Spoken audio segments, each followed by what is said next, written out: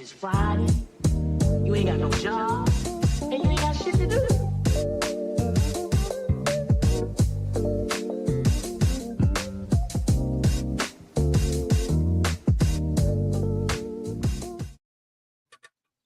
Hey, we are live. What's up, Steve? What's going on, man? Steven, how you doing? Folks, good, man. Freaking just crawled out of bed.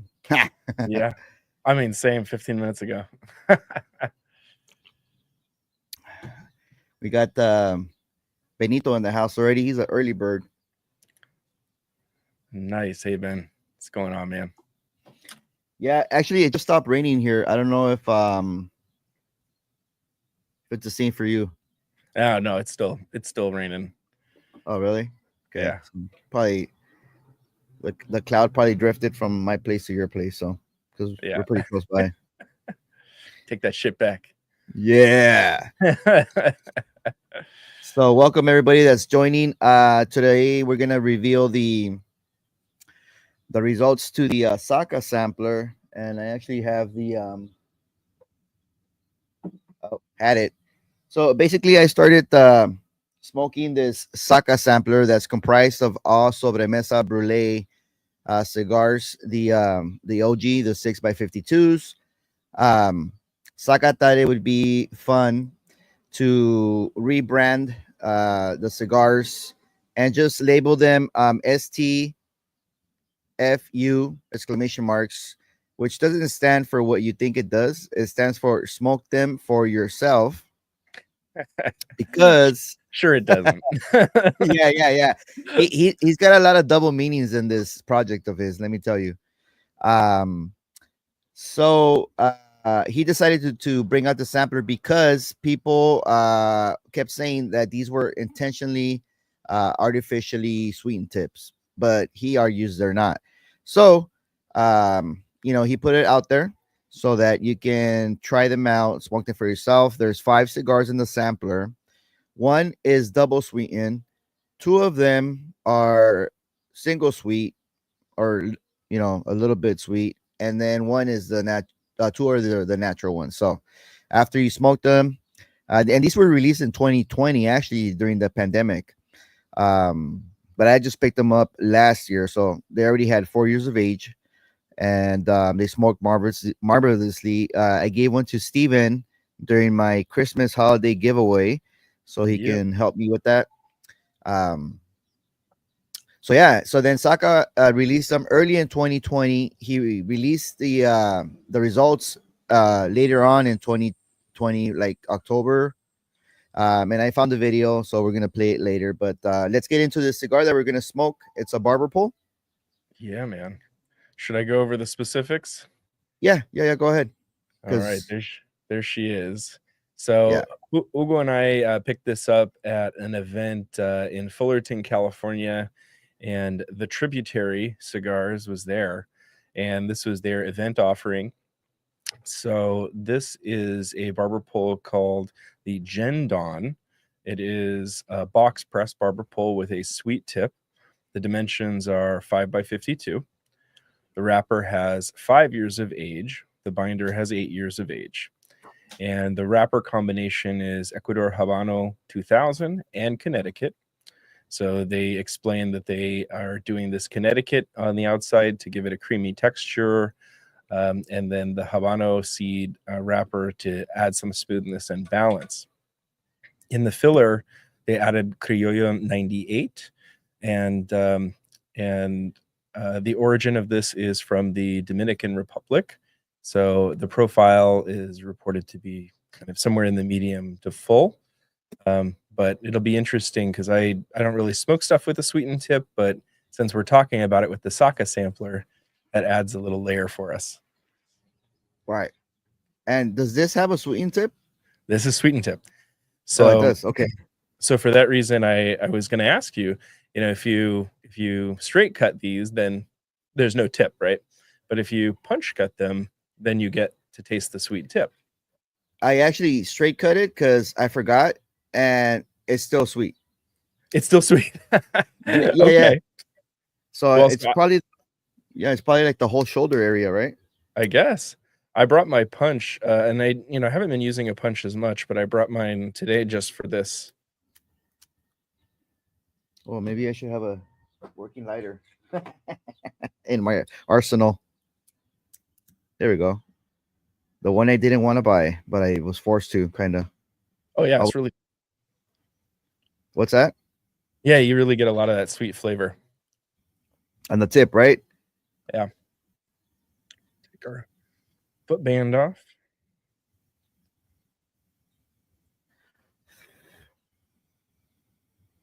By the way, good morning, Sid. Good morning, Camping Cigars.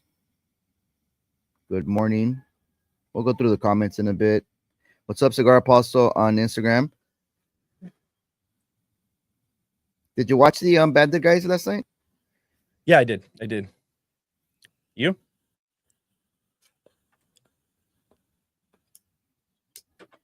Yeah, I was going in and out of it with the Stogie YouTube account. But it's funny that they smoked that cigar, and then that was the one I reviewed in the morning. That is funny.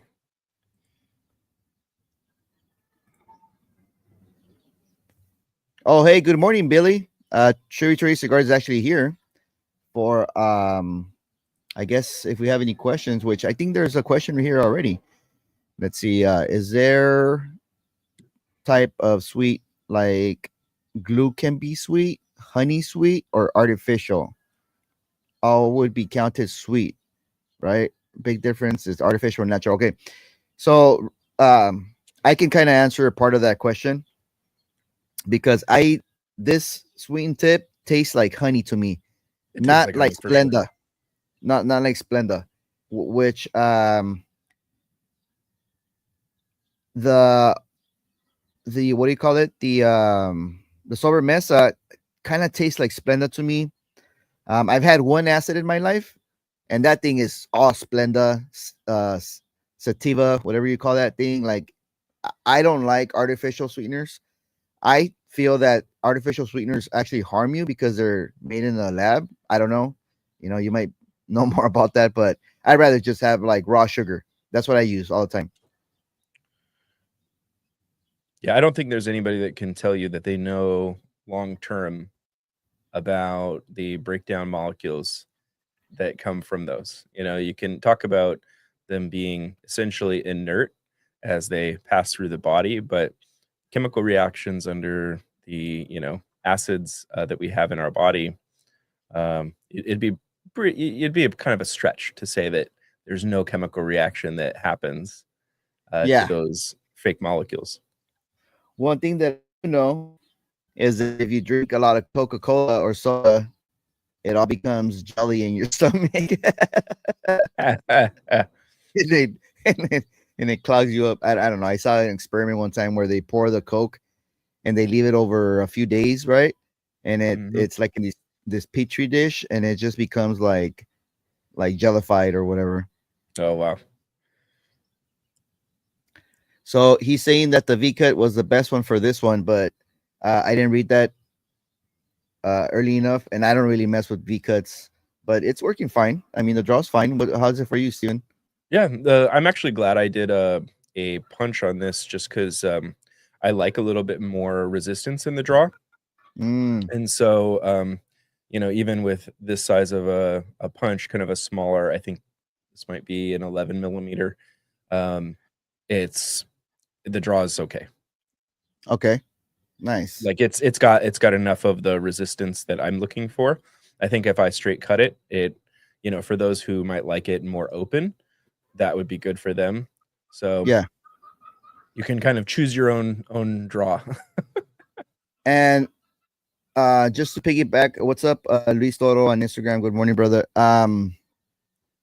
Just to kind of piggyback on that, last night when we were talking about what cigar to smoke, and you mentioned that we should smoke this one, I was kind of like, well, hesitant because I usually take out my cigars from the electric humidor just to ambient them, and because they're kind of near smoking conditions, and this one was a little bit high for me. It came in like at 64 with the gauge, I think yours was a little bit better. I'm not sure if yours was it already prepped or did you? No, it wasn't prepped. That's how I keep my humidor. Oh, nice. Yeah, and you know what? I don't have any humidification in mine, and that's just the way it is. Like, because that the fan in there on those wine doors, it's a big fan and it blows a lot of air. So like I was telling Sanj, like there's natural humidity in air. There's water molecules in there. You know what I mean? Yeah. So, but it's smoking great. And I didn't test draw it. Obviously, I didn't cut it last night, but I was kind of squeezing it, and it felt good. If it didn't feel like squishy or nothing like that. Right. So for a box press, it has a pretty good draw on it. Oh, what's up, JD? Good morning, JD. Thanks for joining, brother. I know JD smoking the Dubai today in the morning, so he's balling already. Yeah, nice.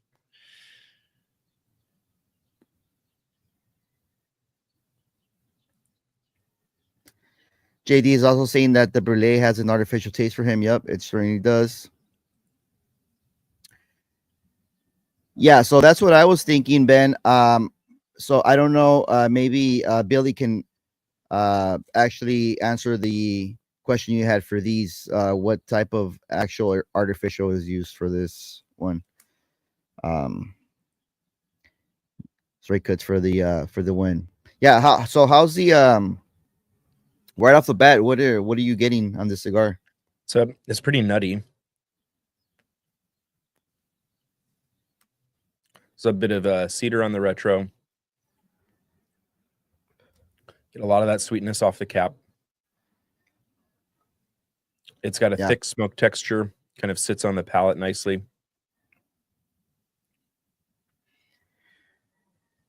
You say nutty. How would you describe that nuttiness? Would it be like for me it's like a walnut, more drier, roasted type of nuttiness? Yeah, I agree. And there's like a spice that's I don't know if it's pepper or cumin, something like that that's left over on the palate for me. Cumin is a really good way to describe that. I wouldn't have called that out if you didn't say it. Mm-hmm.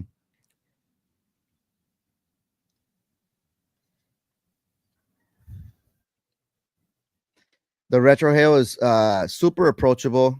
Out of a scale of 10, it's like a 2 for me. no salsa going on here at all. There's definitely like for me, yeah, I can see that that cedar note that you're referring to, and also it's kind of like I'm gonna use Carpy's word, musky or peaty earth. There's definitely like some of that old style furniture or whatever you want to call it note that's coming in. Tributary Cigars on Instagram is saying it's a natural honey sweetness on the tip, and I think that might have been disclosed to us on the event, right? I don't remember because we were kind of talking to the rep about it, right? Yeah, I didn't remember either. But that musty note makes sense because like it's aged Dominican tobacco, so.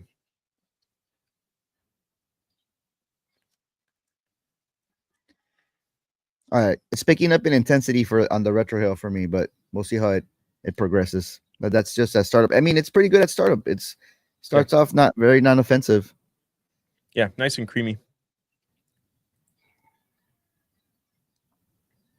Saying yes, the owners were at that event. Nice. So Steven, last time we talked, we kind of just had like an intro session thingy going on. You kind of I guess recently joined this whole cigar cult that we got going on here. The cigar clitch community type of thing. But you're a Cuban smoker and you've been dwelling into New World cigars more, right? Yeah, man. Yeah, how's that going for you? Do you think it's something that you're gonna continue to venture out for, or are you finding it that a lot of them are hit or miss? I don't know. I'm back and forth about it. I feel like sometimes I'll come across some really nice blends that are not Cuban, and I don't know when people say that, what do you even mean? Like, I feel like a lot of us who smoke Cuban cigars really like kind of milder, nuanced blends. There are some kind of higher strength, so higher nicotine content, and more flavorful blends in Cuba, but by and large, a lot of the Cuban marcas tend to be a little milder, a little more nuanced. There's a lot of notes of like hay, honey, cedar, that kind of approachable profile. Right. And you have such a wide array of growing areas outside of Cuba. And so you can really create any kind of blend that you might be trying to do. And so you find companies doing Sosa cigars, right? Like they want to just hammer your face with spice. And if I were to come across one of those casually, like I didn't know what I was getting into, and I just picked that up from a shop, I'd be pretty unhappy. Be like, what is this? And it's nothing wrong with how it was made or what the blend was. It's just it wasn't made for me. Yeah, So yeah. I'm learning more about that side of it, where there's just such an array of things available. So I'm trying to select things that I'm not inherently gonna look badly upon. But I also want to try what the things are that are popular releases. People have been trying like a lot of the year of the snake stuff right now, right? The And Zodiacs. the Zodiacs, man. And so all of these that are coming out are pretty pricey, and they're putting them out to the general market. So the way I look at those is they're not for a niche market. They're a Zodiac, they're an annual release. They're supposed to be a premium, or I think in my opinion a super premium offering. Yeah. And so it has to be good. Like you can't have a niche flavor profile on a super premium broad offering. And so it's like, okay, then I can give an opinion from my side about it, despite my preferences. So I'm trying to be more open-minded and try new things. Yeah. And the thing with New Worlds is you're gonna go through a lot of cigars, and you're only gonna like a certain percentage of them. To be honest with you, let's be Yep. real. Especially coming from a full time traditional Cuban smoker, and not to put Cuban cigars out there, because I don't think they're the best, but I really do enjoy them.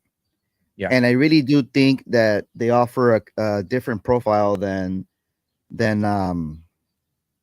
New Worlds. My opinion on them is not that they're milder, except for the Que Dorsey. That one's pretty mild, but I would say they're well balanced. Is my the how It's a good way to put it. I think also you don't find a lot of strong earthy flavors in Cuban tobacco, and that opens up your ability to taste some nuance once you remove that like deep, dark, musty earth. Mm-hmm. Mm-hmm. Yeah.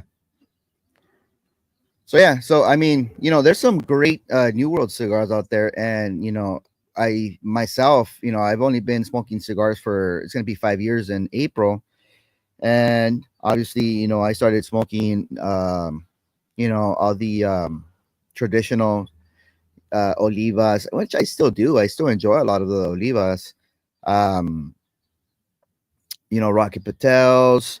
Um, I did smoke Gurkhas, which I actually liked the Gurkha Beauty.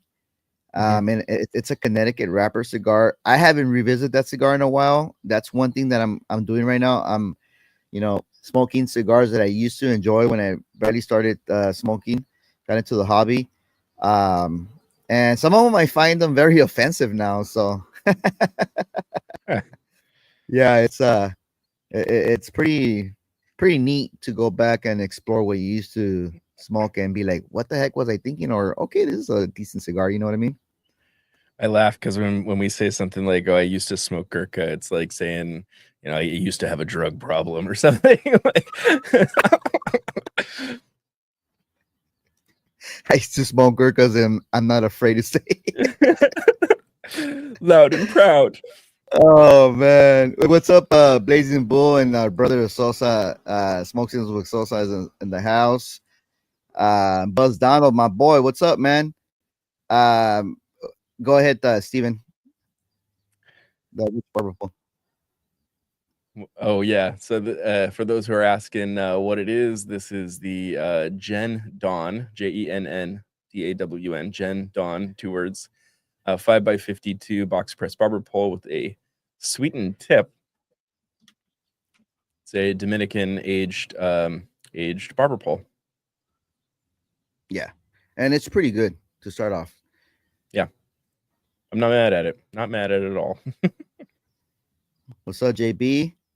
Saw JB was smoking already this morning. I forget what he light up. What did he light up? A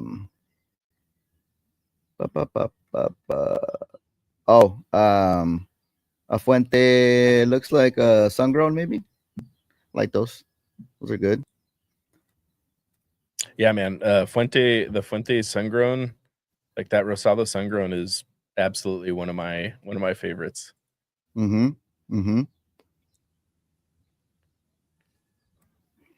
Yeah, and now there's two. There's the one with the red band and the one with the black band, right?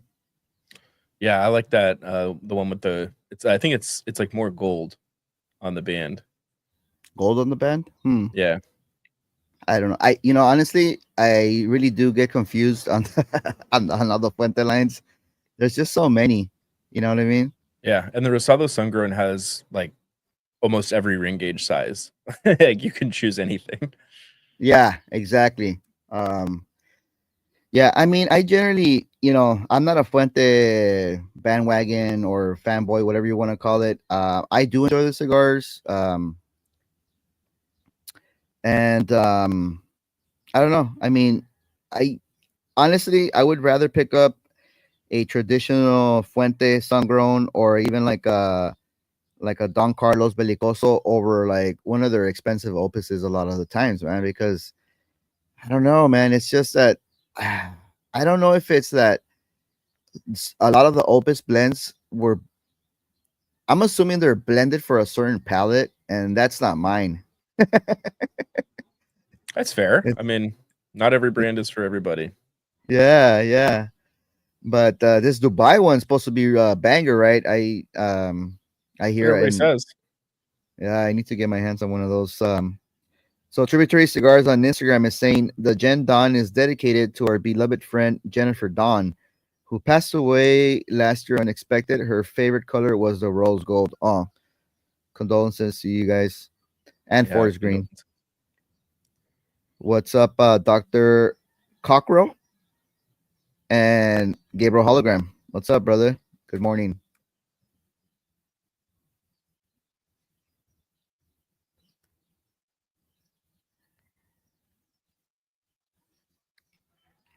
What are you pairing your cigar with this morning, Steven? Water. If I'm trying a new cigar, I'm always doing water. Cool. I got coffee and coffee water. Would be a really good pairing with this. Yeah. I don't know. I just, in the morning I gotta drink coffee. Sometimes I'll be a grouch if I don't drink coffee, but sometimes it doesn't really affect me. Yeah. You mean you're a grouch either way? Yeah. But yeah. And speaking of Stogie Brody just dropped his first review. Oh, that's awesome. I didn't know. And yeah, he dropped it in the content creator slot there on the Smokeout Lounge Discord and also in the CUD. So he reviewed the 2025 Amazon Basin, which awesome. I bought a 3-pack. I smoked one. I smoked it for review. I haven't released it yet. Probably gonna get that ready today after we're done here, and then release it probably Tuesday. But spoiler alert, I concur with his findings. I have to check it out. I'm excited to see what he thought. My review's recorded, but I haven't edited it yet. Oh, because you picked it up also, right? From was it from Cigar King, or did you No, go from Greg. From Greg. Okay, so you got the 5-pack. It was a or 3. Was it a 3-pack? It was a 3-pack Yeah. as well. Okay, yeah. I Yeah. forget. But then my, So my many- local shop still has them and at MSRP too. Oh, where at? It's in Westminster, and it's called let me see if I can recall the name off the top of my head. Highland. Highland. Highland Cigars. Yep.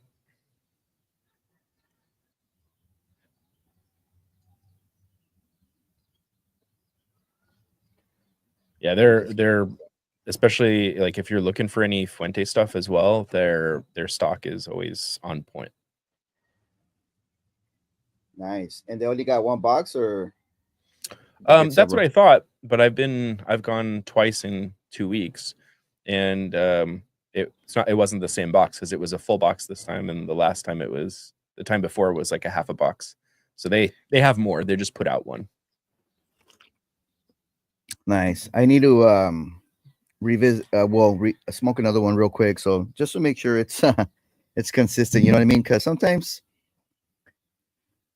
I don't know. You know, they're handmade products, and sure you're gonna have like a bad one in there, but yeah, I like that cigar.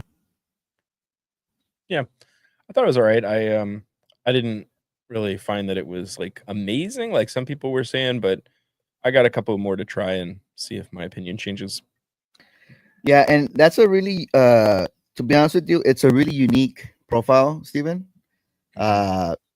Very non-traditional to what you're even like on New Worlds. It varies quite a bit in my opinion. And the reason why I'm gonna include myself in it,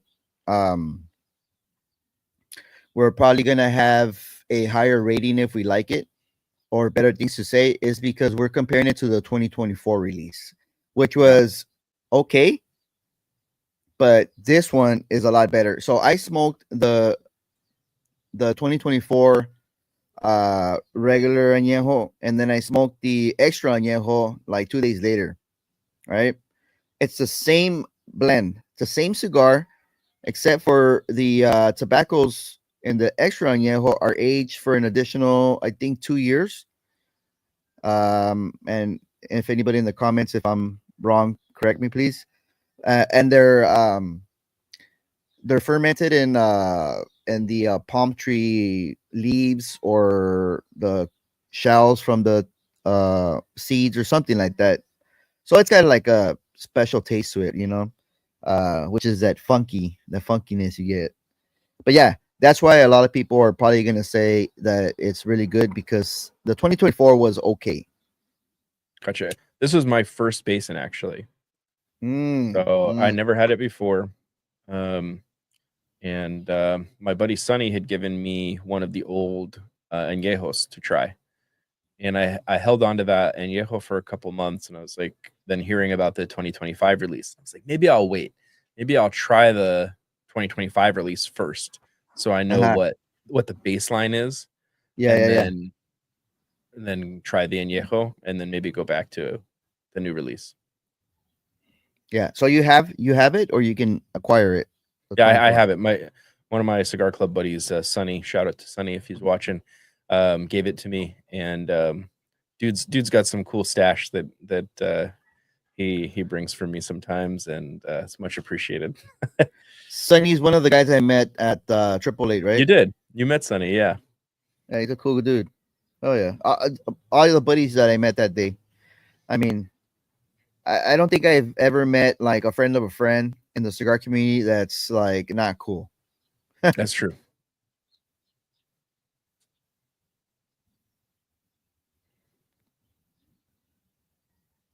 Gabriel on hologram. Hologram on Instagram is saying that the 2025 is pretty good in his opinion.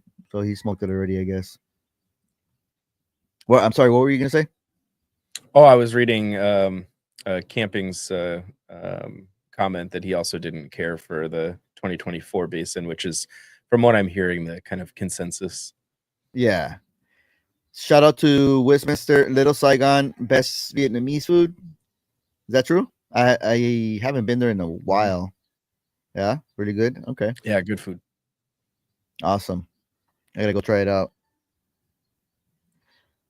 And we got AJ in the house. What's up, brother? Thanks for joining. Are you working or you got the day off today? I'm working. I'm working. I was asking AJ, but Oh, yeah, you're I know. asking AJ? But yeah, no, yeah, I know you're on the clock. Today, obviously, it's my day off. So TGIF. But AJ, the reason I ask is because sometimes he's got to work. And he'll message me on Instagram after I post. He'll be like, "Oh man, my bad. I was working. Like, I was on this conference call, and it's all good, man. It's all good." Oh, he wanted to make Work. sure you picked him up for the roll call attendance. Yeah. Make sure it was an excuse absence and not a truancy. You know what I mean? That's right. Important.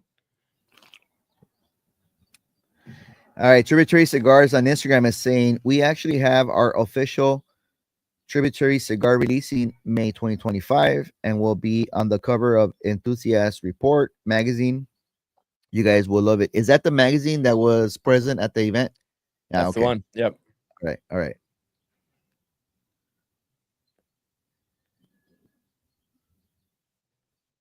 And he shared, the place where you can find his cigars, but obviously, if you kind of put one and one together, you kind of know where to find that just because of TOS from YouTube. We don't want to get dinged here. I mean, they're already pretty hard on us, right? That's right. Yeah. I actually I had that cigar roller last week from Tamboril, and I had that intro and outro music, and I got flagged because it's a copyrighted. I guess I found it like in this place where you have no idea because it's like a remix, but it was copyrighted. And I had created 2 shorts which got over like 1,000 views right away. And because I edited out the music, I had to edit out the music in order for me to create the shorts because it wasn't giving me the option. And then YouTube deleted the shorts because I edited my original content. But they said that, oh, we'll keep the views as it will count it towards your whatever. And I'm like, all right, whatever. It's not the point, but yeah. Well, especially on shorts, that doesn't matter. 1,000 is nothing. Like it's a drop in the bucket on what's required for those metrics. So, but it was more of a what do you call it? Like a indicator to go to the actual live and watch it. You know what I mean? Yeah, I had a couple of those that got copyright flagged, and so I started using the YouTube audio library more. Yeah, because I don't want to deal with that issue. Yeah, and there's actually a site. I can share it with you if you want. It's it's got all usable music for YouTube. It's called creatormix.com. And all the songs on there are good to go. So well, that's good. What's up, Joey on Instagram? Joey the third. Good morning, brother. Yeah, it's always an issue, dude. And then even like the captions, because we're seeing a lot of stuff in Spanish. Even the captions were like they weren't available until everything was resolved. And then the captions, which is like the last short that I created, like if you want to rewatch it, catch, because I tried my best to translate. But yeah. But some people like rewatching that stuff and getting the details and stuff. It was super cool, especially like seeing him in his shop, like he's rolling and working and showing you like, yeah, that was a very cool episode, man. Yeah, I met Felix sometime last year on Instagram. Actually, I don't even know. He joined my live one time and commented. We started following each other. You know, just like everybody else, started shooting DMs back and forth and whatnot.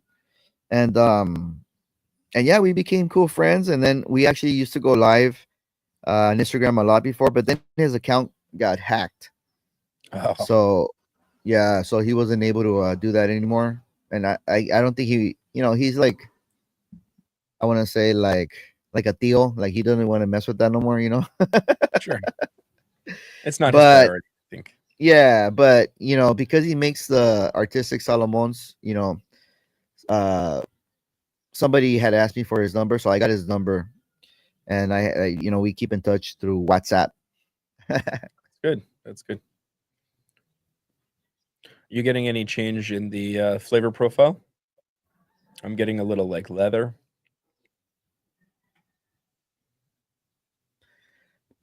For me, I'm getting like a florality. Yeah, the retro, it brings in like a really nice a floral component. You're right.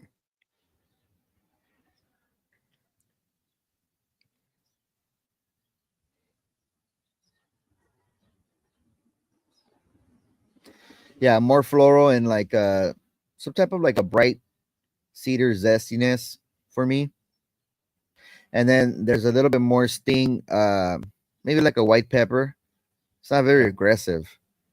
So I initially I said 2 to 3, so now it's like 4, bordering 5, maybe for me. So Really? it's climbing up. It's climbing up. I'm not getting that much pepper. I'm still at like a 2, Okay. which I'm happy with. Yeah. I don't mind it. Like if it builds, you know, if it starts pretty mild, and then it ends up full, that's okay for me. Or let's say whenever there's a change, I like it. So if like, you know, it starts off punchy, then it backs off, then it comes back again, like mid, like that's cool for me too, because it, you know, it keeps you entertained, in my opinion. But if it's always like punch, punch, punch, punch, punch, like it's like, nah, man, I'm not done with that. You need a little massage in between. Yeah, man. You know, some recovery, bro. Okay, so he's smoking the unnamed reserve. Okay, yeah, I picked up one of those. I haven't tried it yet. yeah. I smoked it. I smoked one of them. JD sent me one, and I have another one to smoke. I liked it. Nice. Yeah, you see, he just got off a customer call. So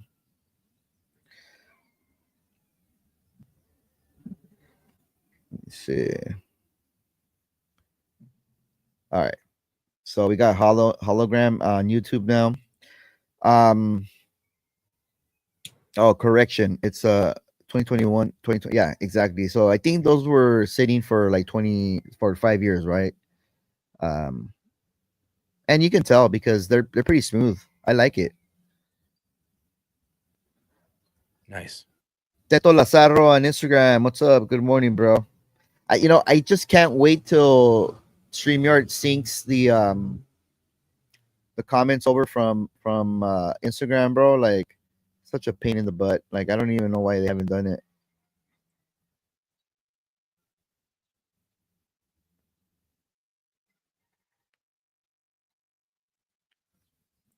Dude, did you see my story about the Aganorsa event on Wednesday?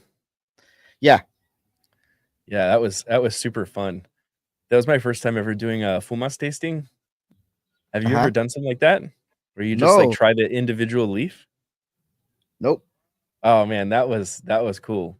They brought us a fuma of the Corojo 99, another of the Criollo 98, and let us smoke them separate and then smoke both at the same time and taste the flavor profile.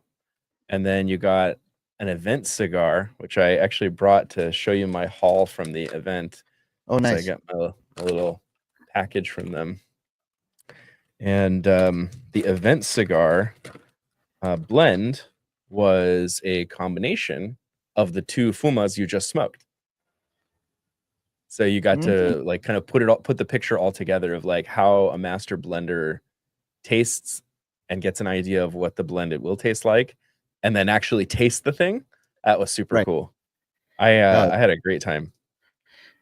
What's up, Cigar Collective and Cigar Gal 84 on Instagram. So yeah, that's exactly how the blenders do it, right? They'll smoke just the leaf, and then just smoke part of it, and then that's how they keep going and create their blends, right? That's pretty cool, man.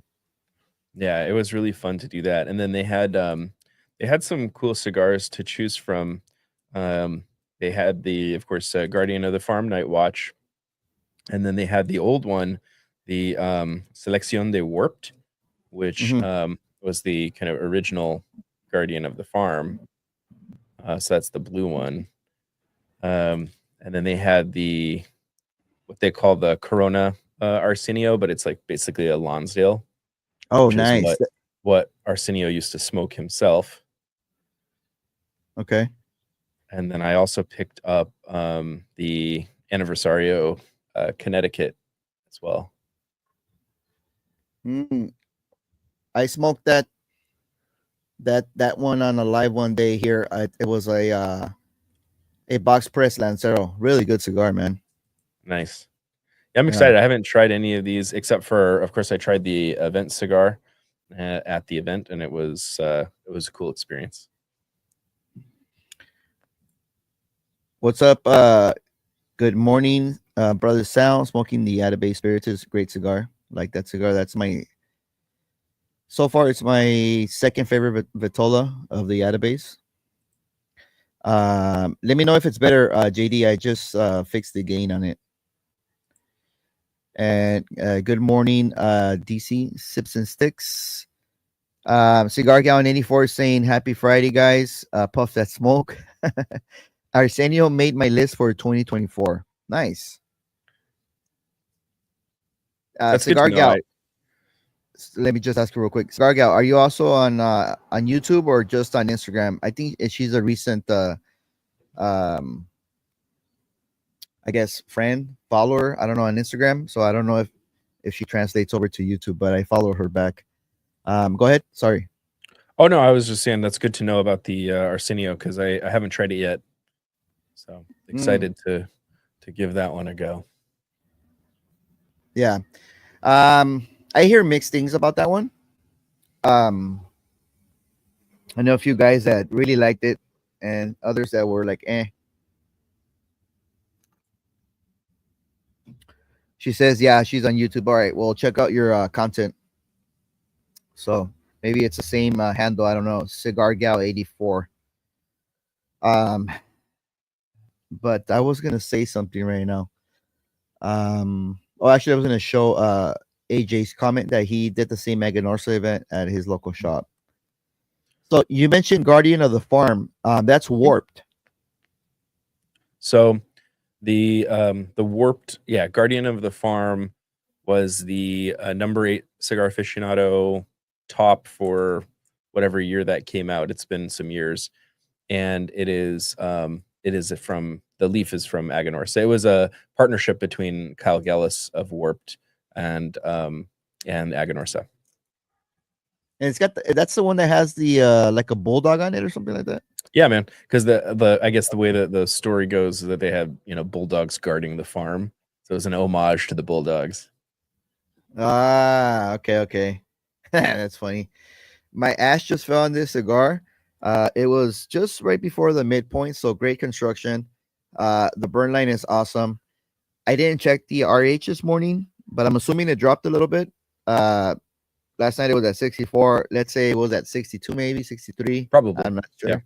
Yeah. Doesn't drop a lot, but yeah, man, it's good. I'm not getting any of that sweetener on the tip anymore. What about you? Still get a little bit, but I don't usually like my cigars, I just I puff lightly, so I still have sweetness. Yeah, I was licking my lips actually, but not. It's just tobacco now, so it's lightly sweetened, I would say.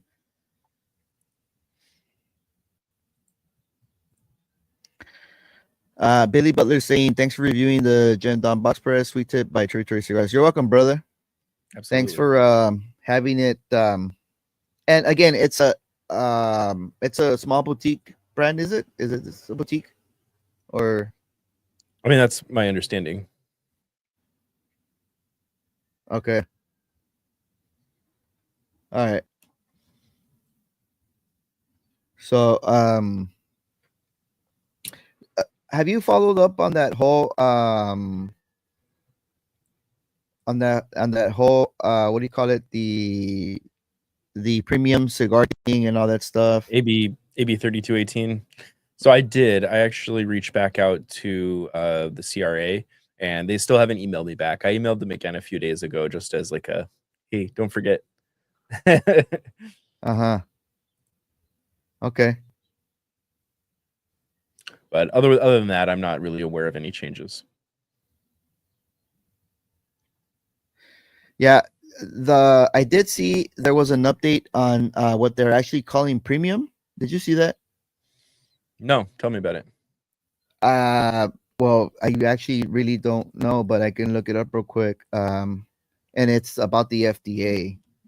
Oh, okay. FDA premium cigar update.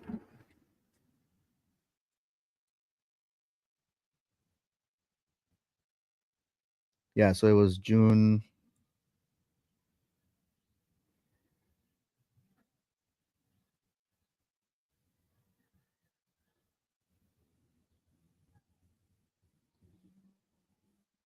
I don't know if we can. Let's see if we can. If you can. Let me see. I'm gonna share this real quick.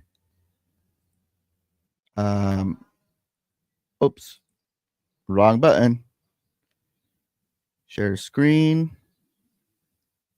Can you see that? Yeah. So yeah, there you go.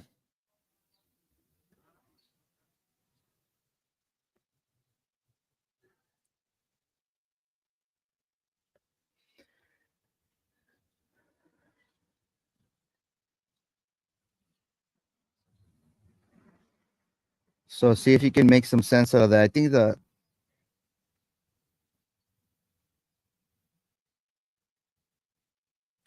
Affirming district court's decision to vacate the deeming rule as to premium cigars, the DC Circuit also found district court's decision would not disrupt the detailed user fee schedule. Right, but the issue that we're running into in California is that California has made its own assembly bill and signed it into law. Mm-hmm. And so this has been true with a lot of other court cases where the federal courts can make a ruling, Right. but it doesn't change the fact that there's still a law on the books here for us in California. And so somebody like the CRA can sue the state of California to change that law or to force the state to change it. But the law is still in effect, or at least it will be coming into effect in this year. So I think it's a step in the right direction. I think it's noteworthy. I don't know that it changes anything regarding AB 3218. It would make it a lot easier to go into a trial or a lawsuit with this and say, hey, we're no longer regulated under this this court decision. But yeah, there's still a little road to travel. So is this basically saying that that the FDA cannot define what premium cigars are, and that California would have their own definition? Or let me see what it says here. So say premium cigars are handmade using whole tobacco leaf, generally larger than regular cigars, without filter or tips. Unlike mass-produced cigars, they're meant to be used occasionally and socially, although they contain as much nicotine or more nicotine than cigarettes. Given premium cigars' newfound exemption, defining premium cigars will have serious implications. Cigar makers, cigar manufacturers, and cigar companies have tried to influence tobacco regulations, and they've argued that premium cigars should be treated differently. Now, in the eyes of the FDA, they have. So what do they say about future regulatory actions? New development in tobacco regulation could spark action. The FDA Center for Tobacco Products may consider new rules. It could initiate notice of proposed rulemaking to address regulation of premium cigars. So yeah, that's what I was saying, is like that this is just a first step, and then but it gives a kind of a jumping off point to be able to say, hey, you know how you made that law that affects this thing? Well, it can't apply now. And so let's pull that back. So it's a jumping off point, I think, that will improve legal action with regard to the premium cigar industry. But again, you're going to have to set a bar somewhere, you know, whether this is like with the California law where there's a price point. They say, well, anything over this dollar amount is premium and below that is not, which is super arbitrary. Or you say, you know, with flavorings or with not, well, are we talking about sweet tip? Or are we talking about infused? What are we talking about? And so the people who are writing these laws are not generally smokers. I think one of the authors of the California legislation is a dentist. Of course, he's going to be mad at cigars, dude. He works in your mouth. Like, I get that. But like, that's also not the dude that's going to be well-versed on the nuances of the industry. Okay. So there's a little bit of a win there. Because I saw that a few cigar pages on Instagram actually reposted this and they were happy about it. So yeah, for sure. I was gonna look into it, but then I, you know, got kind of like sidetracked. But cool, yeah. I mean, I think it's gonna be quite a ways, right? They were saying that they're gonna have a actual thing by the end of the year. Last time we met, right? Or yeah, okay, that it goes into full effect by the end of the year. Okay. What's up, Gabriel?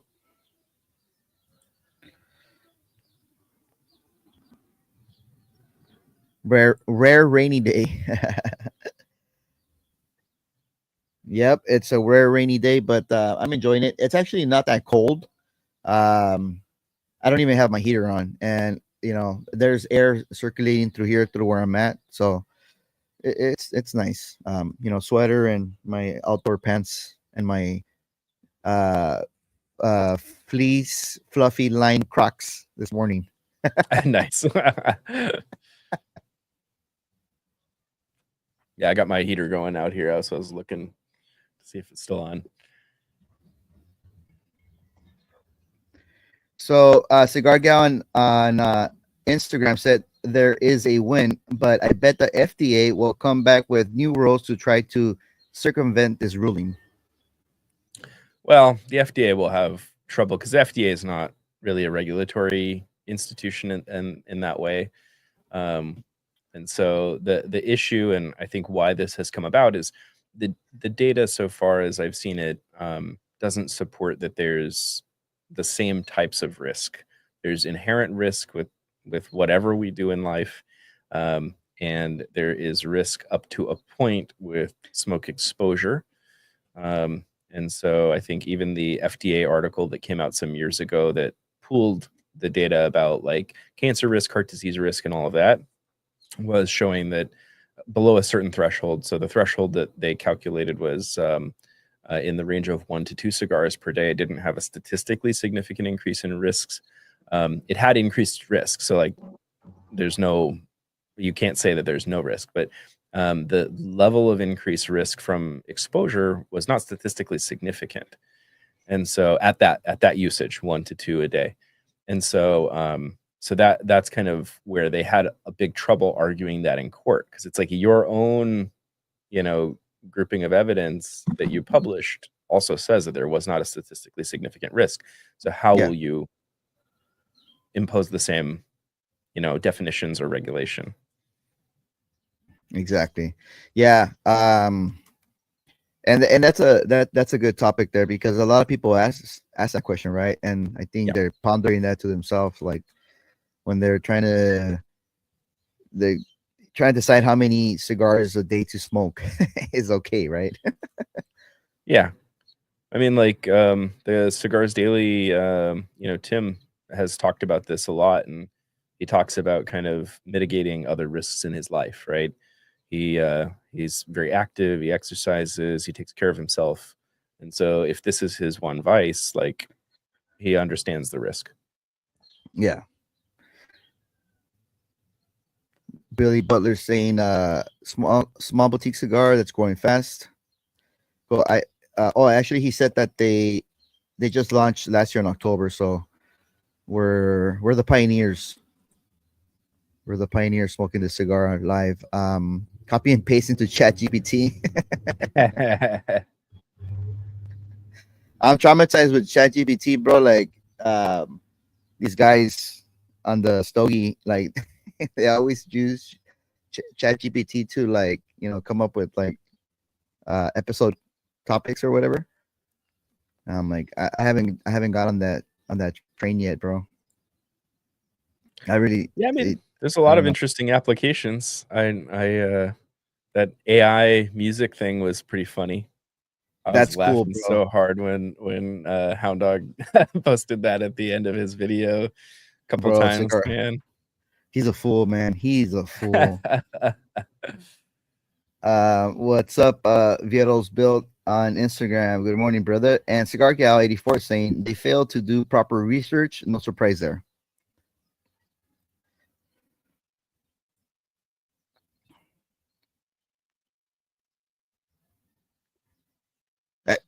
There you go. Problem solved. There you go. Oh, Sal. What's up, Scottish Cigar Man? Good morning, brother, on Instagram. He's funny, bro.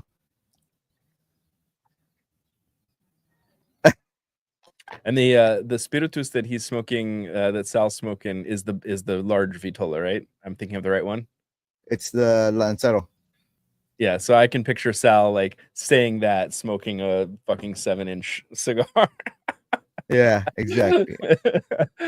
Hey, time to forget about it. What you gonna do? I'm making fun of my Crocs. Low T much. Sips and Sticks, relax, bro. Relax. Because your footwear isn't exactly high tea, bro. Sure. He's already wearing like dad shoes. He's not even a dad. Like fucking white New Balances and shit.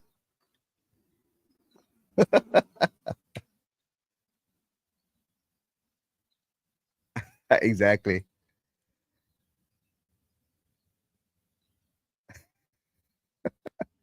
Oh, yeah. I'm still suffering the after effects from that, bro. Like something like fucking Twitch. I'm calling bullshit. I think you were a twitchy motherfucker before. Right? Hey, bro. I'm fucking shit. Hey, bro. That shit gave me fucking anxiety, bro. I got anxiety, OCD, fucking ADHD. Like, can't concentrate for shit, bro. Like, got all kinds of stuff to blame on it. What's up, Carpy? Good morning, bro. What are you smoking? What are you smoking on the forklift? If the croc fits. Oh man. I type emails into GPT and at the end they say rewrite so I don't get fired. That's a fantastic prompt. Oh man. Bro, I mean, that's technology, man. Technology. Back in the days we had Cliff Notes. Remember those Cliff Notes? You actually had to go to a bookstore. They're for sale. Like, you would fucking have to like be a quick ass writer to write down like the fucking, the summary of it, because you didn't want to pay what $15 for the fucking book, dude. Like, that shit got me out of summarizing Crime and Punishment. Yeah, man. But then the trouble with that was like teachers knew what was in those because they were so abbreviated sometimes, and so then they would write their like test questions to be something that wasn't in the Cliff's Notes. It's like teachers now that are trying to navigate like having ChatGPT that could just write your essay in 2 seconds. Yeah. So they're like ask students to like include certain keywords or weird sections that like an AI might have trouble with, just to try to mitigate the students that are gonna autopilot some of that stuff. And believe it or not, teachers owned Cliff Notes before and Barron's Notes. They had them. They were put away because I caught a few teachers fucking secret stash, bro, and they had them, so they knew exactly what time it was, dude. So yeah, it's fucking funny, dude. Yeah, well, I actually used to love finding out, like, if I had professors that had written certain books, like especially if they were kind of those highlight style of books, I would always make sure to get those because it's like, hey, if you've condensed the information already and you're the author, but you're also the teacher, I'm gonna read yours. Exactly. Hell yeah. Yeah, I totally agree with that.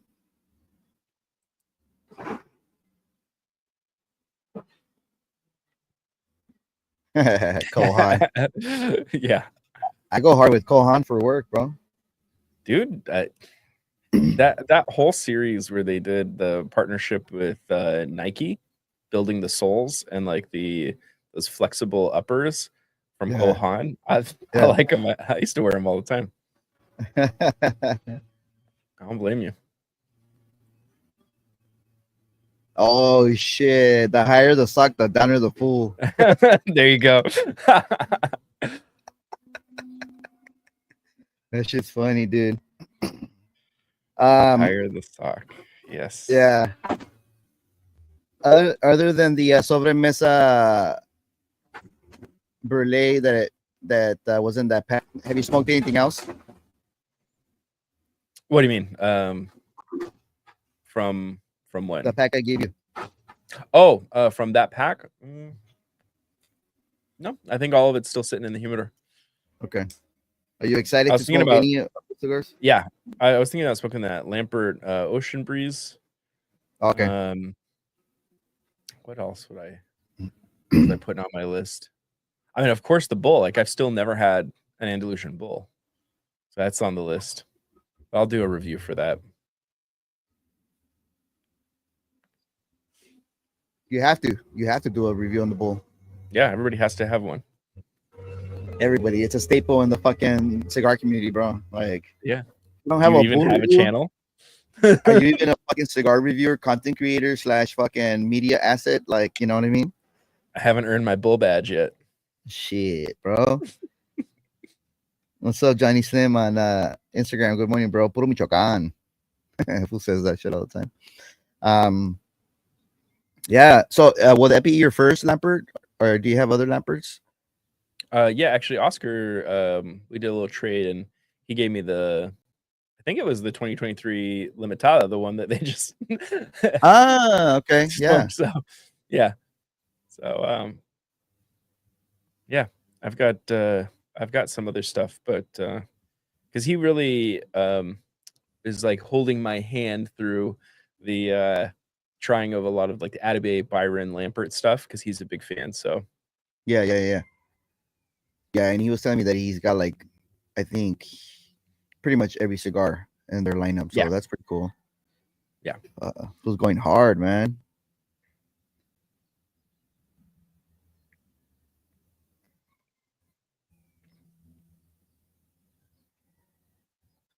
Anything standing out to you for the new worlds that you're like, oh, okay, this is good? Like a couple.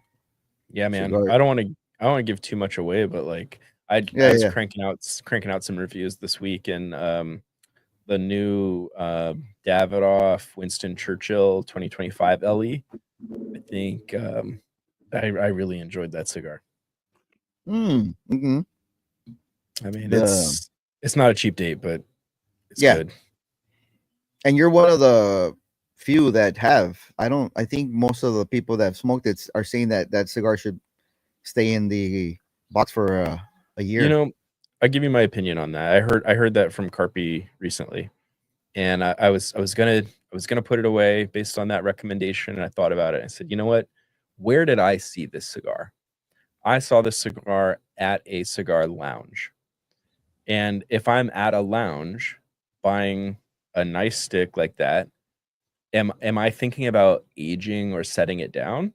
No, I'm buying a thing to smoke at the lounge. So I Yeah. think the most honest review is when it's released, because it's in the lounges now. And Yeah. so people going to the lounges want to know what it is now. They don't care what it is in 6 months because they're buying it today. So I think that's why I was like, you know what, I'm gonna smoke it and see what it is. Yeah, I agree. And yeah, it is what it is. You know, it's gonna hit or it's not gonna hit, or you're gonna get a dud. Like the limitada I smoked yesterday, it gave me a lot of trouble, bro. Unfortunately, you know, for the first experience, it was a bad first impression. Just on the construction, the flare profile is good, but the construction was like, come on, man. You know, it's a $16 cigar.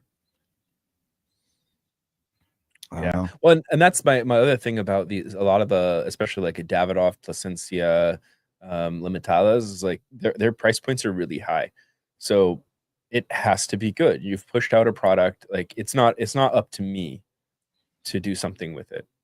This is my same opinion with any release. Like if I'm talking about a Cuban release, and you know, I think when you talk about pricing, it becomes an issue. But if you're spending like the Davidoff LE money, you need a Davidoff LE experience, and so that's what I was looking for, and I was pretty pleased. Okay, so so you said about the Cuban LEs, like so you're expecting it to smoke good out of the box, so like none of that sick period thing, or well, and that's the whole thing with Edición Limitadas, right? Is like they're already aged, and it's not impressive age based on non-Cuban standards, right? But it's a couple years, but it's a couple years extra that I didn't have to spend, and so you know, and their release dates are so delayed anyway that the cigars often will sit. But it's especially when you're talking price range, you know, 50 plus, which Davidoff LEs are, Plasencia, all of those are in that neighborhood. So so the LEs, even like the Gran Reservas, well, that's a different league. The Gran Reservas is like you're getting the best of the best, right? Right, exactly. The creme de la creme of that fucking crop. Right, because it's a cosecha, right? It is a crop specific release. So that whole thing that even Plasencia is doing with their numbered cosecha releases is what the Grand Reservas are for Cubans. Yeah. But let's say like regular production marcas. Would you expect any marca to smoke good out of the box, or? So I don't think so. And this is, I was having a conversation with somebody on Instagram yesterday about this. He was asking me about a regional edition cigar. It was a Cuba regional that was the Diplomáticos Leal, and that one came out earlier this year. And I tried it pretty close to the release date, and I paid a little markup, but I didn't pay a ton of markup. And I know that in Cuba, that thing was 14. That was the price there. And so even though I paid more, I have to have in my mindset that this is a $14 stick. And the current going rate is 42 where it's being sold now. Because now it's on everybody's radar. Secondary, tertiary markets are hot for this cigar. And so people are asking me now, is this worth it? No, it's a $14 stick. It is 14. And if 14 is your mindset, it's good. If you paid 42, you'll hate it, because not a $42 stick. And so we have to be kind of honest about that piece of it. You know, it's like, especially because we're often in the secondary or tertiary market here. Yeah. DC was asking if we ordered the 57. I haven't even looked into it. You know, I wasn't a big 56 fan, to be honest with you. I like the cigar. I just found it to be unbalanced for my palate. But yeah, I'll pick a pair of them up when whoever has some singles, because I think right now it's just box releases, pre-sales. I don't know. For which cigar? Have you smoked the 57, the Espinosa 57? Oh no, I haven't. I haven't. A yearly release. They have like the 55. I think it started at the 55 for his birthday. Then the 56 was released last year, and then the 57 for his birthday this year. So Yeah, I saw the PCA video last year about it, but no, I haven't tried it.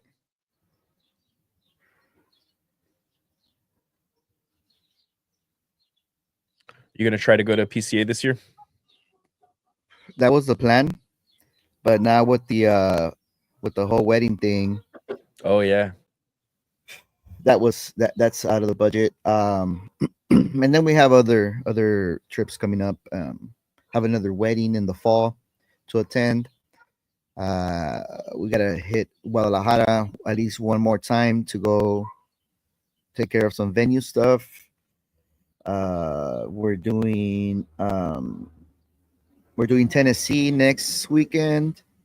We're doing spring training like 2 weeks after, and I think we had something else in the summer. I usually have my kid in the summer for a few weeks, so we usually do something. nice.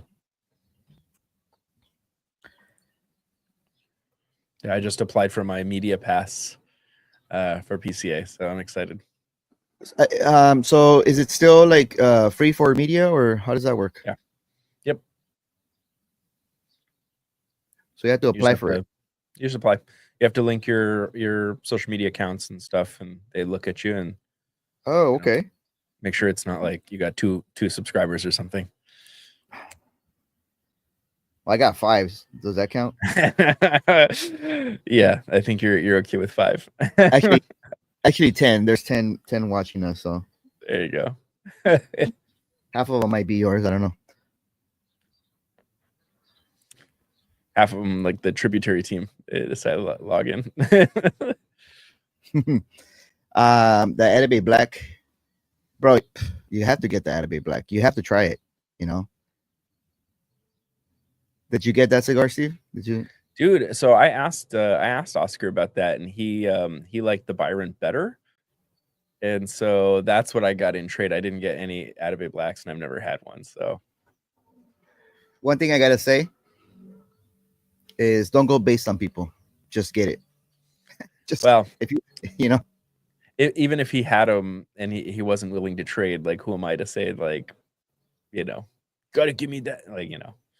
No, they were available. Like to purchase, they were available, and I know, but I wasn't like that far down the Atabey rabbit hole at the time, so I didn't buy any. And right now, I think there might be some still. Okay, I gotta poke around. I don't know. It's the other part of me is like I was willing to do a trade because like I'd already put some money into like the Cuban stuff, and he was interested, and it's like, all right, this is easy. I don't have to pull money out. Like trades are easy, right?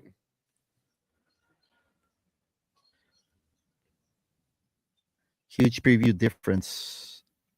What is he talking about? Oh, price. He did a correction on the next comment. Oh, price different. Not really. Ethanol is 45. And black is 50, which maybe he might have been saying that about the Leals when they went 14 to 42 in just like 6 months. No, we're talking about the ethanol compared to the black. To the Atabey Black. Huh? He's talking about ethanol compared to the Atabey Black. Oh, gotcha. Mm-hmm. How's the cigar going for you? It's kind of a little more drying on the palate now, a little more leathery.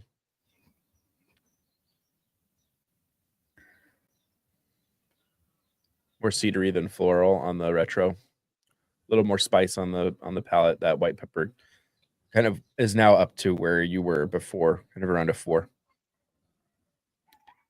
Okay. How about you? There's definitely more. There's a spice for me on the palate itself, and I don't know if it's like an anise spice or like a white pepper spice, but there's also definitely like this herbalness that I'm getting. That's kind of like a spearmint type of herbalness, and it's also bitter. on the finish. Bitter on the finish, and there is a type of tannic drying out sensation. Yeah. On the palate.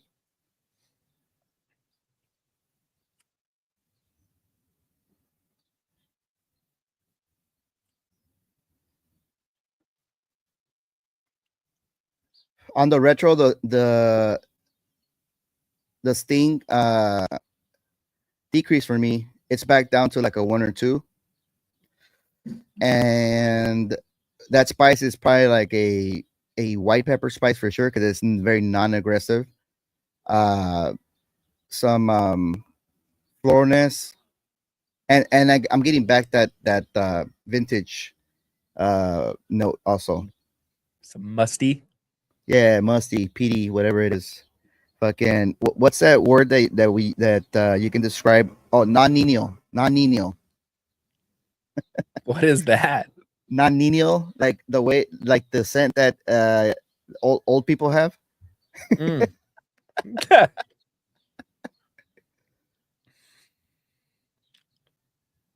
My favorite Sal-ism for flavor notes is the geriatric toenails. And I don't think MSRP is 65. I think that's a marked up price. Or maybe it's MSRP right now. I bought my box in 23 for $4.50, so for $45 a stick. I know that their shops have it at 65. The black is still 50. So I'm using my price. I don't know what more in a box of blacks though. So right, because Atabay has 25, maybe 20. Oh, is that it? It's a bigger box. Yeah, the Ethyphols only come 10. Okay. It's a nice box though, sexy box. The Atabay box is cool too.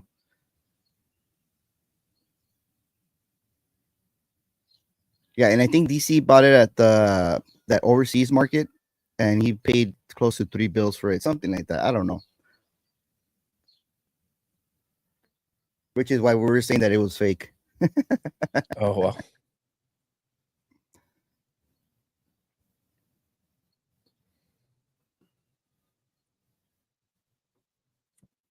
Stop being broke.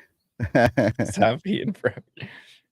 Your price was discounted. I don't know. I got it from A&M, from the guy, the army dude. So he usually doesn't discount anything on his stuff. So I don't know. I got it when he barely got his stuff. So maybe that was a plus. So yeah, I actually forgot my my notebook. Let me go get it real quick, where I wrote down my notes for the sobremesa, so we can go over that right now. I'll be right back. Well, I'll just hang out here by myself. Thanks. 2 seconds.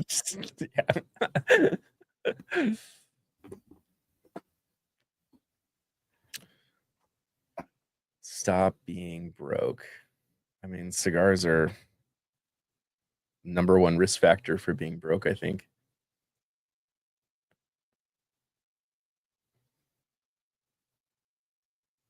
I do wonder though if a lot of these like annual releases are just kind of a cash grab. Because like I don't know how many different blends is a particular brand gonna do, which is still on brand. I don't know.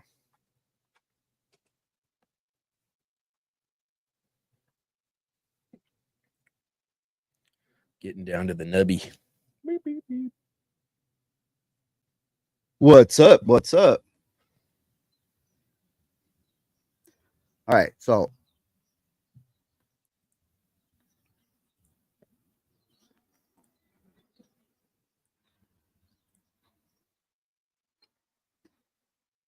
let me do a little audio. See if you guys can hear this.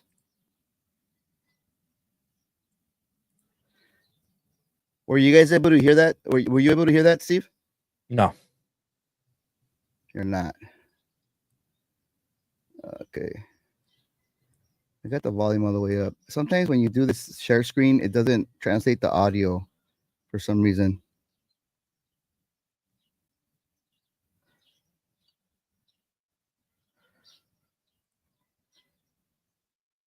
So you can't hear that? No.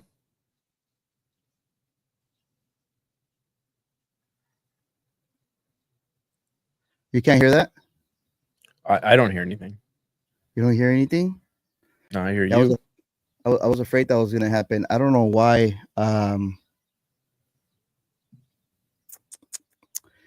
Okay, so what Steve Saka is saying is, let's see. So he's basically saying there was two that were normal, two that were slightly sweetened, and one that was double sweet. But I don't know why it doesn't play. What doesn't play the audio? Let's see, audio output. Okay, what about now?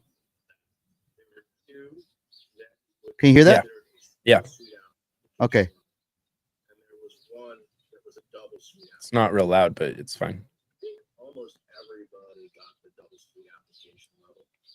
That was the one that was branded as Tango. Tango is definitely the double sweet. Okay, so he said that T was the double sweet. Okay. So in my book, I said T was really sweet. So I guess that would be double sweet. Okay, so one down. And you got the exclamation one, right? Yeah. Okay. All right. So let's keep on going. I think almost everyone that I've read online this story, they nailed that. Things got muddy on the other four. I think more people got it right than got it wrong. But basically, single sweet applications are the F and the U. Fuck. So F and U are slightly sweetened, so single sweet. So you didn't smoke that one. The first one that I smoked was the U. That was a sacrificial cigar, right? Yeah. Because it had a crack. So I originally had said that was the first one I smoked. So I said it was original first. But then when I smoked the second cigar that I smoked, which was the S, then I changed that to, I said that's actually slightly sweet, and I think I said it on the live as well. So slightly sweet, and then F, slightly sweet as well. So I think that one I also said. So 343. Oh, right on. Single sweet application. And then S for silver, Mesa Brulee was not sweet. And exclamation point to make my point was also not sweet. So you said the exclamation one was OG. So that's OG. right. And yeah, and then I had said the S was the second one that I smoked, and I said, oh, this tastes like the normal one. So yeah, we hit it right on the money, bro. Five for five. Nice. So I think we're official to go on Cigars on Bad now and just call out all the cigars, bro. Yeah, we'll just automatically know them all, right? Hell yeah, we're pretty good. We're pretty good at this guessing game, dude. And then he goes on to say something else. Let's see. In the letters, there was some sort of, logic to it. So basically, S, no sweetness, T, double sweet, Foxtrot, single sweet, uniform, single Military guy. exclamation point, not sweet. Those were the 5 cigars that are in the. I got all of those.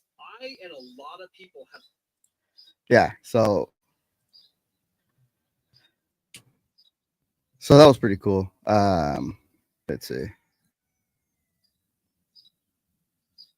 Yeah, so we're good. We got it. We got it down. Epicurean 868, Epicures 868 is asking what we're smoking. We're smoking the tributary cigars. What is it? The Dunhill? The Jenn Dawn, which I just got down to the end of it, and I'm lighting up something else. Yeah, I'm getting to the end of this one as well.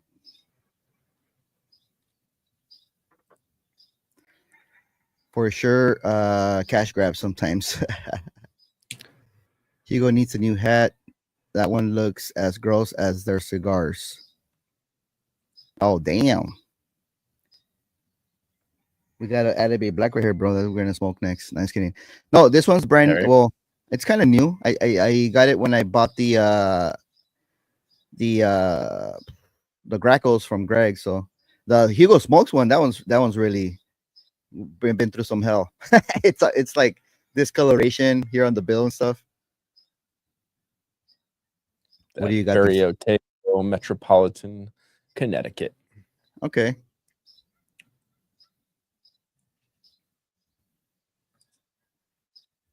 Thanks, JD. Yeah, I saw your comment late, but yeah, I figured that's what it was. So that was cool.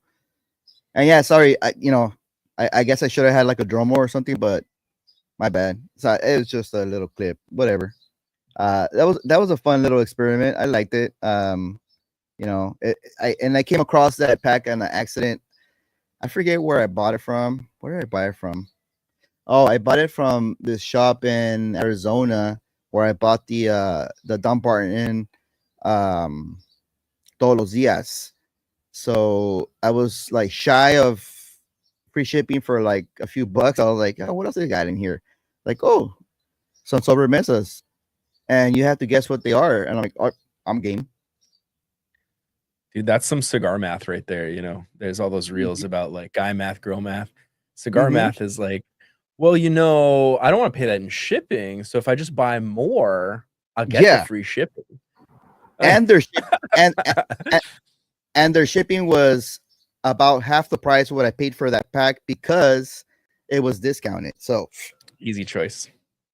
By the way, I'm rocking my casino gear from Bearded Cigar. You can catch them on Casino what? 333 Casino, or what is it? I forget the name of his thing.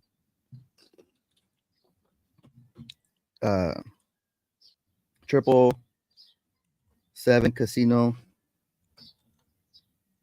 merch. Let's plug him in real quick because he's been hooking us up. So I think if you just Google triple, it's TRIPLE number 7 Casino. TRIPLE number 7 Casino on Instagram. There you go. There. So yeah, I thought about wearing my casino sweater, but I actually wear it all the time. And my wife hates the smoke smell. And so I didn't want to get my nice casino sweater so smoky. Nah, man, I for sure, bro. This is my smoking jacket. That's why I always have it on in the videos. Like I always wear this for smoking. Yeah. So I thought today I would honor you with the shirt you sent me. The industry killer shirt. Yep. Nice. Thanks, JD. I was trying to get the actual website. Because he hooked us up with it, so I didn't. But then I went back and hey, what's up, Kay, on Instagram.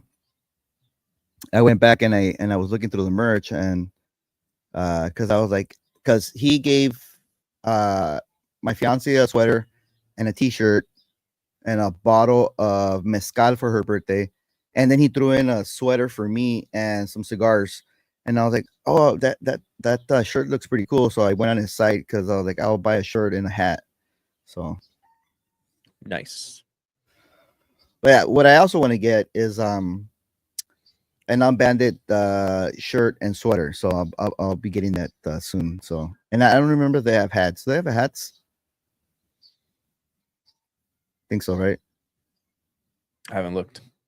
Yeah, he's got like one of those my spreadsheets or whatever they're called, my spreads, where he has all the and that's a cool deal for merch because you don't have to you don't have to put up the capital. They're just made to order, so that's pretty cool.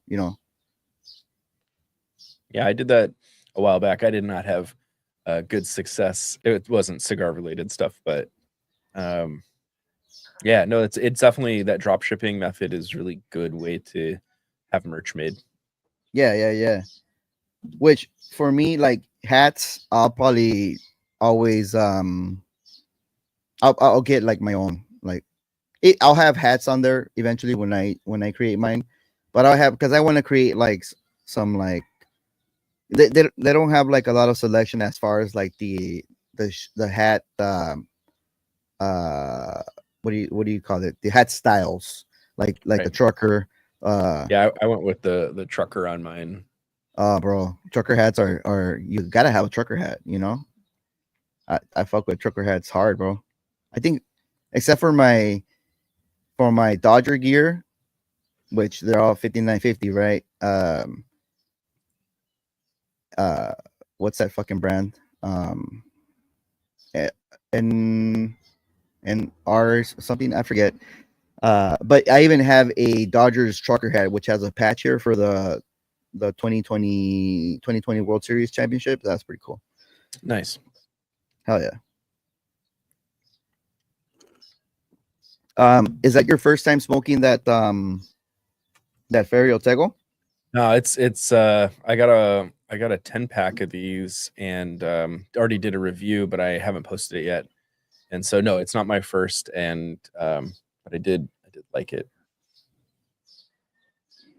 You're liking it so far? I've only had one Metropolitan. I forget if it was the Habano, because that's the blue color band that we have. Yeah, the blue is the dark blue is the Connecticut. There's a teal, and there's I think is it burgundy?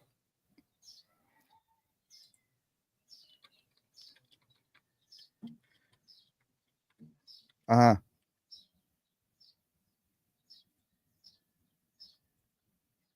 Oh yeah, so there's an orange Maduro. The teal is the natural, and then this is the Connecticut. Okay. So it's supposed to be like, yeah, go ahead. I saw that they're doing a smaller size that's coming out of the Metropolitan line. That's supposed to come in like a box of 5.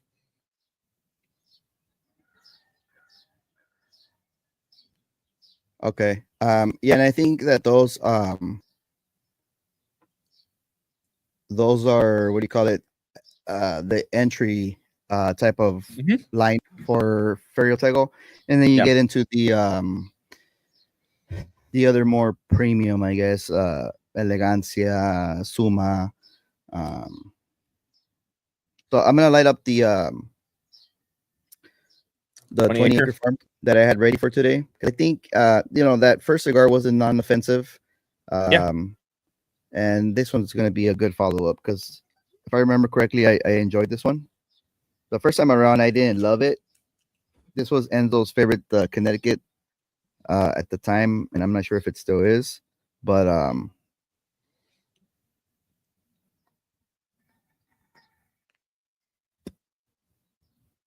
yeah.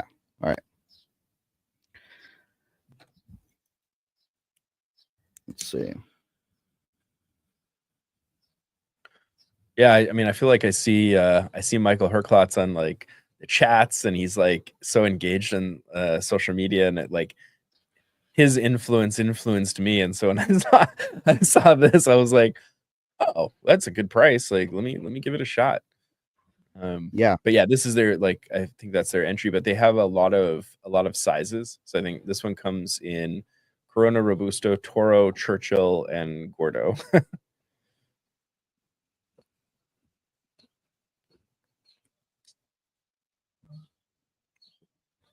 Did you buy that one online? Yeah. You know that those. Yeah. The size is called Union. Okay. Those are available at the outlet page, by the way. Yeah, that's where I got them. Okay. Deals.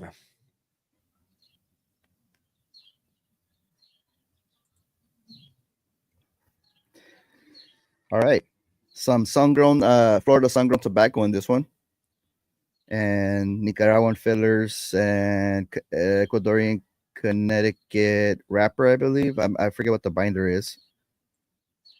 In fact, let's look it up real quick, because I want to be sure. Have you smoked the 20 acre farms? Nope, never tried it. Okay. It's a popular Connecticut Drew estate, 20-acre farm, Toro. And I did review the Toro initially. Is my microphone clear? Yeah. A lot or a little? It's actually more now than I think it was before. What about now? A little bit. Still. Okay, let's see. What about now? I mean, yeah, it's not that distracting to me, but okay, it is. Yeah, I think what it is, it's, you know what? Let me do this. All right, is it clipping now? Yeah. Yeah? Yeah.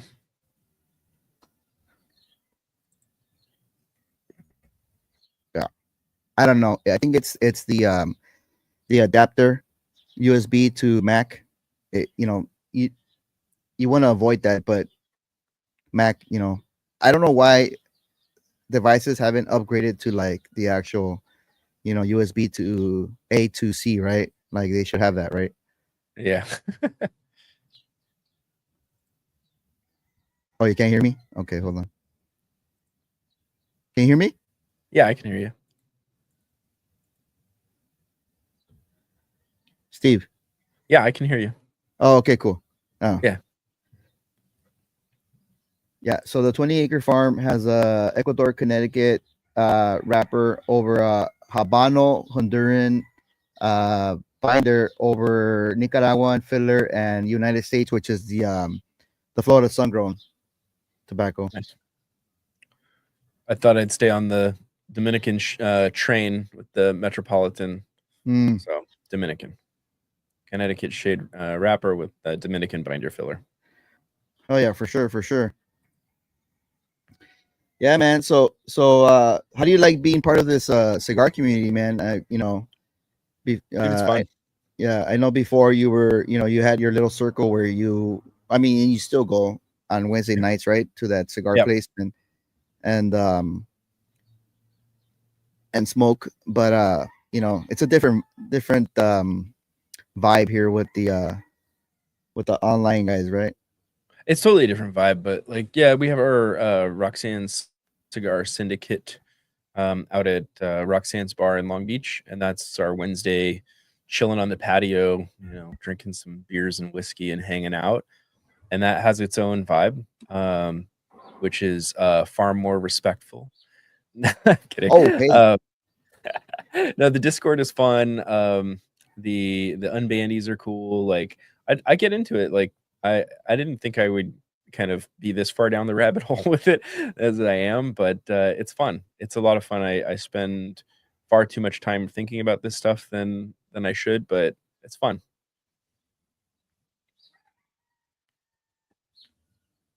Mm-hmm. Yeah, and you know, the one thing that I find is that, you know, everybody's very supportive. Yeah. You know, with the reviews, with your content, like everybody will try to catch the premieres. They do. Know? They do. Everybody's really cool about that. And even if we don't catch the premieres, we'll catch the replay, you know. But the premieres are really fun for me because, you know, it's another opportunity to troll on the comments.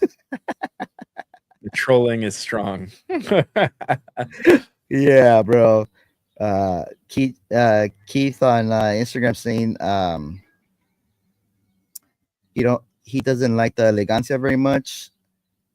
Binder of the 20-acre farm is hemp.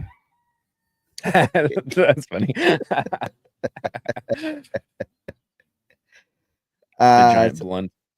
Art Segovia's the stylist saying you sound good, way. You sound like Vicente Fernandez.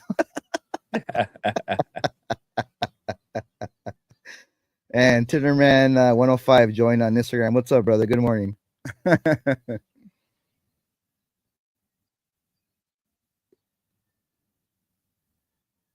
Yeah, man. So, you know, anything you want to plug in? Any news that you got coming up? Any innovations? What do you got planned for 2025 as your channel grows? I think you surpassed the 1,000 subscriber already, right?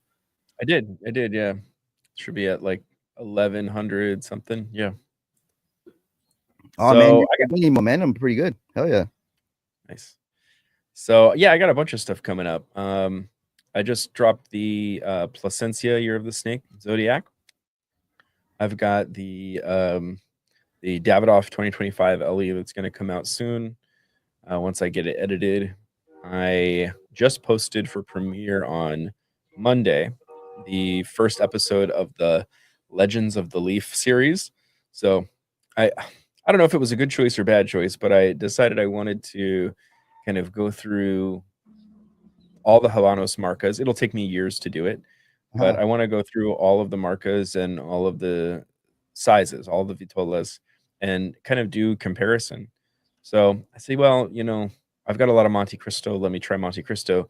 I think not wholly realizing how many sizes there are in the Cuban Monte Cristo lineup. Yeah.